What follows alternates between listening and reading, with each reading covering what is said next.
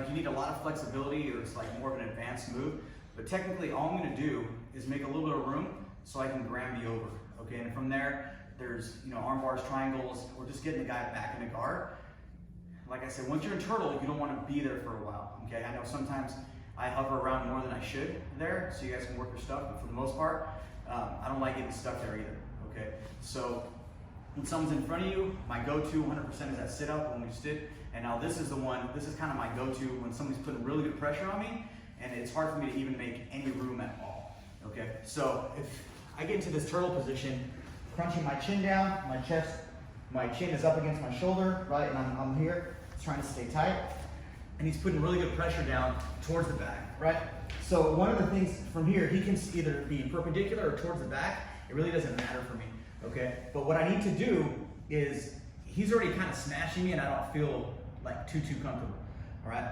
So once I get to this position, I'm still fighting the hands if he starts trying to come in for a choke, and I'm here, but what I want to do is I need to kind of put my head on the mat, okay? So as I put my head on the mat, my leg is going to come out so I can get a little bit of base. So I'm going to get on my toes here, okay? And now from here, what I'm going to do is I'm going to bump into him using that leg to help him get a little bit of power.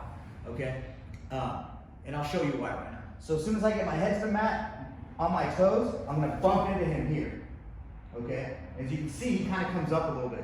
Now as soon as that happens and my hip is up, now it's easy for me because my head's on the ground. I can do one of two things. So if I do it slowly, I can bring my leg over, and then back into a guard position. Okay. Once I get here and I bump, if I'm going to do it quickly, right? Bump, oh, I'm coming around. And that's all I'm doing. I'm bumping him up. If I have him on top of me, especially he's bigger than me, he's stronger than me, get that position. If I don't bring my leg out, this bump, you see there's not really much here for me to like bump and make room. But as soon as I get here, not only do I get an extra push up from my hip, now I'm making that room however I need to. Whether I'm doing this slowly to get him back in my guard, or as soon as I get my position here, up, quick, to be able to start controlling and then go to whatever I want to. Okay? Now, the other thing that you can, I really like this one, because you can catch somebody unsuspectedly with a triangle pretty quickly.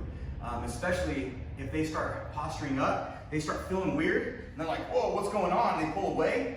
You have a head and arm right there, okay? So as soon as I get this position, he's on top, he's putting pressure, my leg comes up, I move up, okay? Now I'm getting that power, my hip's up. Now from here, my leg already has that room in between his knee and his elbow, okay? And now from here, when I come over, now I'm bringing him over right into that triangle position. And then I just adjust to whatever I need to do to finish it. Okay, so that's another reason why I like it. So as soon as I get my position here, leg comes out, hip up. This leg is going to go right in between his knee and his elbow. And I'm locking that up for that triangle.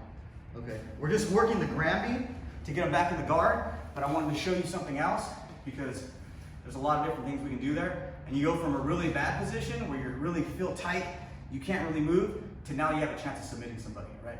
Number one goal is just get that submission too.